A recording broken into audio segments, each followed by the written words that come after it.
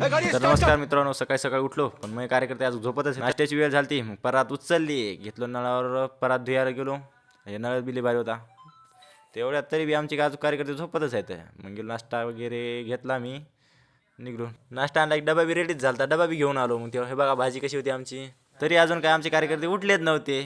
हे बघा कसे झोपलेले आहेत कार्यकर्ते. मग त्याला उठवलं मी, ब्रश वगैरे केला, फ्रेश ग्रेस झालो मस्त बे कॉलेजला जाण्यासाठी रेडी गिडी झालो. मग कसा झकपक झालं बघा. हे आमचा कृष्णान सगळ्या काजळ लावतात एकूण एकाला, या दोघांच काजळ लावून झालं. मग निघलो कॉलेज जायसाठी. बूट घालताना सगळं बघा आमचा काय आमचा सगळं तर जिंदगीला कटाळून गेला. निघालो खटखट कॉलेजला. मग काय कंटाळलो नाही तरी हार मानायचं नाही म्हणून निघालो. आमच्या गुरुजीचं दर्शन झालं, किरण्या भावनं मारली सई. आमच्या जिंदगीत काही विसरू नाही विसरू, पण सई नाही विसरली पाहिजे. बाकी काही काय रोजच्याच रूटनं आम्ही निघालो आमच्या कॉलेजला.